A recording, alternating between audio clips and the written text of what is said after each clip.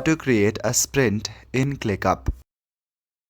Firstly, open any of your web browser and go to clickup.com. At the left section, you will see your spaces. In the spaces section, pick any of your project. After picking your project, click on your name at the top left corner. Select App Center. Under the section Click Apps, select All Click Apps. Now scroll down to the very bottom and you should see the option Sprints. If you see the option Sprints and it's not turned on, simply click on the switch icon to turn it on. You can also select your space. Now go back to your home page. On the Team Space option, click on plus and select Sprint folder. Now you can create a Sprint folder.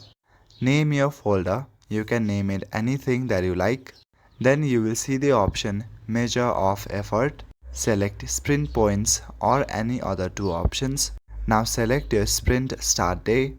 Then select the duration of the sprint folder and select Next to create the folder. So just like that, you can create your sprint folder on ClickUp. That is it for this video. I will see you in the next one. Thank you.